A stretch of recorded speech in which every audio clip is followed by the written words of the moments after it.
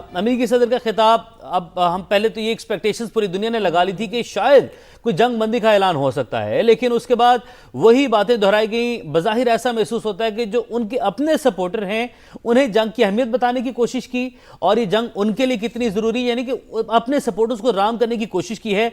जो अपने खफा दिखाई दे रहे हैं अमेरिकी सदर से, उन्हें मनाने की कोशिश दिखाई दी है कोई नए ऐलान की निस्बत ज़्यादा। क्या कहेंगे आप? Yusuf, thank you very much for inviting. I think एक तो ये स्पीच काफी प्रिडिक्टेबल थी। इवन टाइमिंग जो है पता थे लोगों के आज सुबह पाकिस्तान के वक्त के मुताबिक, और साउथ अमेरिका में अभी वहाँ पे जो है वो रात है। तो ये बेसिकली प्रिडिक्टेबिलिटी थी इसमें। लेकिन एक चीज है कि ये लग रहा है कि अभी 2-3 हफ्ते जो next time they are going to be probably count down toward the end of the war, जो कि एक लिहाज से खुशाइंद है कि बिकॉज जो ऑफ रैम्प की बात हो रही थी कि शायद अमेरिका को ऑफ रैम्प मिल जाए या ईरान को, चीजें ऐसा उस तरफ चलेंगी। आई एम नॉट सेइंग कि ये खुशाइंद है from the point of view of whatever has happened, because पूरा जो खित्ता है वो आग की लपेट में है, और इसमें आप कह लें मिसकैलकुलेशन के चांसेस बहुत ज्यादा हैं। बाकी आ जाते हैं जो आई थिंक अहदाफ हैं। आई थिंक यू हिंटेड कि basically this is address not to the world but to the MAGA crowd.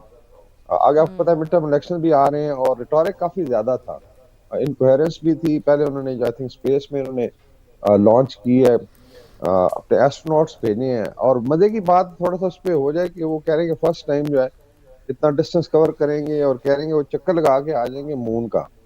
So it means कि मतलब पहले शायद 1969 में फिर मून लैंडिंग नहीं हुई, अगर ये सिर्फ चक्कर लगा के हमने आना है। सो उस पर भी आई थिंक काफी सवालात हैं कि how the system in US bluffs the entire world. अभी इस पे बड़े क्वेश्चंस हैं मून लैंडिंग पे। Anyways, coming to this one, it is an address to the MAGA crowd. Number two, जो इम्पोर्टेंट चीज थी, उन्होंने स्टेट ऑफ हॉर्मज को प्रॉब्ली अबंडन कर दिया एज फार एज जो ओपनिंग की बात हो रही थी, बिकॉज उसमें जो मिलिट्री एडवाइजर थे वो कह रहे थे, लाइक जॉन माशमर है या कल मैकग्रेगर है, स्कॉट रिटर है, बाकी भी जो आई थिंक सेन एडवाइजर थे। मैं हमेशा कहता हूँ कि अगर एक कैप्टन या मेजर भी प्लान कर रहा हो, नॉट अंडरमाइनिंग दी रैंक्स, तो वो समझते हैं कि ईरान को इतनी आसानी से आप जो है बूट्स ऑन ग्राउंड करके और असॉल्ट नहीं कर सकते। This was absurd. और शायद कोई नसीहत किसी की काम आ गई तो वो तो उन्होंने अबंडन कर दिया। Now he is also left the world कि आप खुद जाके करें। So this is a kind of very very I think a subtle sort of slur to NATO and to the European Union, जो उनके allies हैं, कि आप जाके कर लें, बिकॉज अमेरिका तो सेल्फ सफिशिएंट है, they are now producing oil, shale gas वगैरह। तो हर लिहाज से I think it was, I think, born out of frustration, rhetoric ज्यादा था। बस अच्छी सिल्वर लाइनिंग यही है कि now there is a hint कि वॉर जो अगले 2 से 3 हफ्ते में खत्म हो सकती है। उसके दौरान शायद डिप्लोमेटिक एक्टिविटी जो है वो स्पर करेगी, और उसमें डेफिनेटली पाकिस्तान का एक मेजर रोल है। अभी चाइना के साथ भी कंसल्टेशन हुई है, ईरान ने भी कुछ गारंटीज मांगी हैं। बाकी कल रात आई थिंक बहुत ज्यादा अटैक्स हुए हैं लास्ट 24 आवर्स में। तल अवीव की बड़ी बुरी हालत है। साउदर्न ईरान में भी बड़े मेजर अटैक्स हुए हैं, आपने देखा होगा वीडियोस जो है। उसके अलावा गल्फ के अंदर हुए हैं। तो मेरे ख्याल में war is now moving towards this logical conclusion, and actually there is no winner, और पूरा खित्ता जो है उसका नक्शा बदल गया है। मोस्ट प्रॉब्ली जो मिडिल पावर्स हैं इस्लामिक वर्ल्ड की, जो गल्फ की हैं, barring south east Asia and Africa, जो यहाँ पे हैं, पाकिस्तान, ईरान, उसके बाद मिस्र और Saudi Arabia, they have to now find security architecture जो कि इस खित्ते को जो है सिक्योरिटी के साथ आगे चलाए भी, और इंश्योर करे कि आइंदा इंटरवेंशन ना हो। तो I would say this speech was decline, beginning of the decline of the US power, और हर लिहाज से ये आप कह सकते हैं कि लड़ाई के एंड की शुरुआत है। वक़ार साहब साथ ही मौजूद रहिएगा। असफर साहब आपकी जानिब बढ़ती हूँ। जैसे वक़ार साहब भी यही कह रहे थे ना कि अब ये जो आगे का क्वेश्चन है अगले 2-3 हफ्तों का, उसमें हायर आर द चांसेस की जो डिप्लोमेटिक एक्टिविटीज़ हैं वो बढ़ेंगी। आप कैसे देखते हैं, चूँकि वहाँ पर मौजूद रहकर किस तरह से आप इस सिनेरियो को एनालाइज कर पा रहे हैं? चूँकि डेफिनेटली पाकिस्तान का तो एक जो मीडिएशन में रोल है वो तो बड़ा अहम है, दुनिया देख रही है, दुनिया प्रेस कर रही है पाकिस्तान के इस रोल रोल को। लेकिन सवाल यही है कि क्या ये जो एक मुज़ाकरात की एक जो फ़िज़ा होती है, जो माहौल होता है चीज़ों को हल करने का, चीज़ों को टेबल पर लाकर डिस्कस करने का, क्या वो सबोताश नहीं हो रहा होता? मुसलसल हम देखते हैं कि इसराइल की जानिब से जो जारियत का सिलसिला है वो भी दूसरी जानिब जारी रहता है। तो आगे मामलात फिर डिप्लोमेटिकली सफारतकारी के तनाजुर में किस जानिब बढ़ते हुए नज़र आ रहे हैं? तो ये ख्याल है कि आज की तकरीर से सदर ट्रंप की जो बातें की हैं उससे अंदाज़ा हो रहा है कि अब शायद वो सदर ट्रंप ये जो पाकिस्तान के तवज्जुह से मुज़ाकरात का सिलसिला जारी था, जिसके बारे में उन्होंने कई बार ज़िक्र भी किया। उन्होंने कहा कि अपने हम 15 मुतालबात जो है हमने पाकिस्तान के तवज्जुह से ईरान को भेज दिए हैं।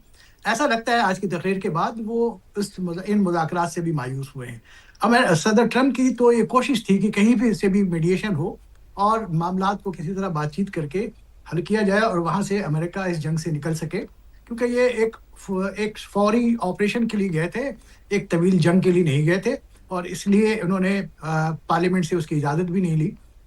लेकिन अब जो जो जंग है, अब उन्होंने सदर ट्रंप ने ये रियलाइज़ कर लिया है शायद, और तकरीर से यही वाज़ेह हो रहा है कि और अपने उन्होंने कोर सपोर्टर्स को मुतमईन करने की भी कोशिश की है कि देखें ये जो दीगर जंगें हैं वो काफ़ी तवील अरसे तक जारी रही हैं और अपने मकासद के लिए। तो इस जंग को तो अभी चंद दिन ही हुए हैं, चंद हफ्ते हुए हैं।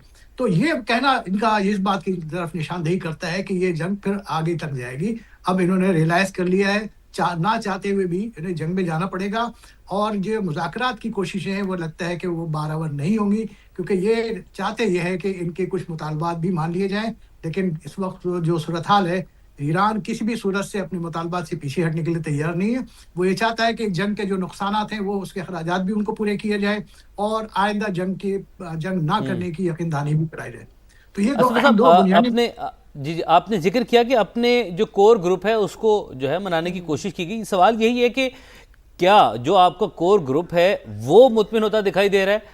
आपके अपने आपके जो इस तरह की जो बातें हैं, जो आपकी जो मीडिया टॉक्स हैं या आवाम से खिताब है, उससे मुतमिन दिखाई दे रहे हैं? और पब्लिक सेंटीमेंट क्या है? असल में पब्लिक क्या वहाँ पर जो है वो सेंटीमेंट रखती है? उस हवाले से भी बताएगा कि उसकी क्या राय है। क्या ऐसी बातें, ऐसी टॉक्स जो हैं वो उसे जो है कन्विंस कर पा रही है? देखिए, मेरी अभी इस खिताब के फौरन बाद जिन लोगों से बातचीत हुई, वो लोग कह रहे हैं कि इसमें था क्या? वो सारी बातें थी जो पहले ही वो बात करते रहे। मैंने उनसे बताया कि जब ये कह रहे हैं, ये तवज्जो दिला रहे हैं कि माजी में जो जंगें हैं वो इतने अरसे तक जारी रहीं, और तो इसका मतलब क्या है? इसका मतलब ये है कि ये जंग भी तवील होगी।